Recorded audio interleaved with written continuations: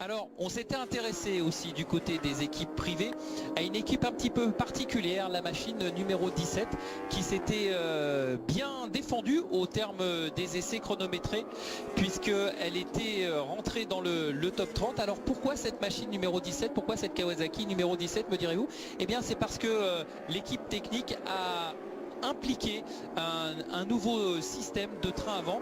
Elle a été engagée dans la catégorie expérimentale et justement on est allé à la rencontre de cette équipe au terme des essais et on a rencontré le chef du projet et l'un des pilotes qui nous ont livré un petit peu les secrets et les avantages et les inconvénients de ce système de fourche révolutionnaire.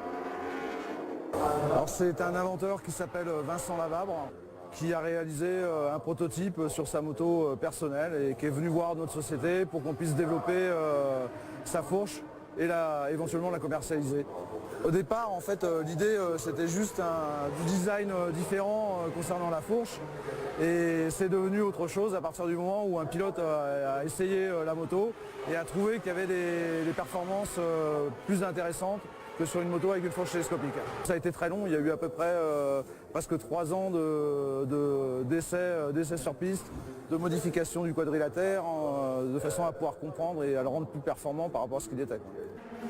Ici on a les 4 côtés du quadrilatère qui se déforment comme ceci et qui est amorti par un amortisseur standard qu'on retrouve à l'arrière de toutes les motos traditionnelles. Les avantages, c'est qu'elle est très stable, notamment au freinage, et qu'elle a tendance à tourner mieux qu'une moto avec une fourche traditionnelle, c'est-à-dire qu'elle va avoir un rayon de virage plus serré pour la même vitesse de passage.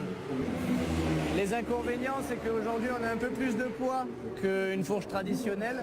On n'a pas cherché à avoir du matériel léger, parce que pour les courses d'endurance, on voulait du matériel solide en premier lieu. Donc aujourd'hui, on est un peu plus lourd qu'une fourche télescopique traditionnelle.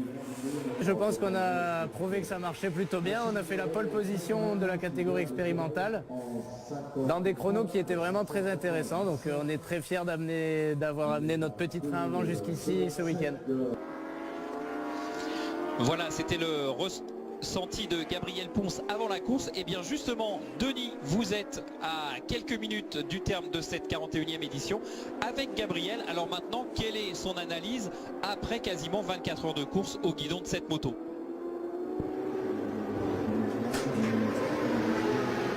Alors le bilan, on va le tirer justement avec Gabriel. Juste à l'instant, là, le dernier relais vient de partir. On vous a vu applaudir, vous serrer dans les bras parce que forcément on voit vos teammates juste à côté. Comment se sont passées ces 24 heures du Mans pour vous? Elles se sont plutôt pas mal passées. Après, nous on visait la victoire de la catégorie expérimentale. Si le dernier relais se passe bien, a priori c'est fait. On espérait une meilleure place au scratch, mais on a eu des ennuis électriques pendant la nuit. Aujourd'hui, on est très heureux d'être à l'arrivée, on est très heureux d'avoir la possibilité de remporter la catégorie. On voulait montrer la moto et je pense que c'est fait.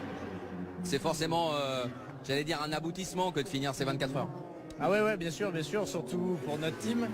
C'est notre deuxième participation, c'est la première fois qu'on est finisher, donc c'est clairement un aboutissement. Ça montre que l'équipe a bien bossé, que les mécanos nous ont préparé une bonne moto et voilà, on est heureux.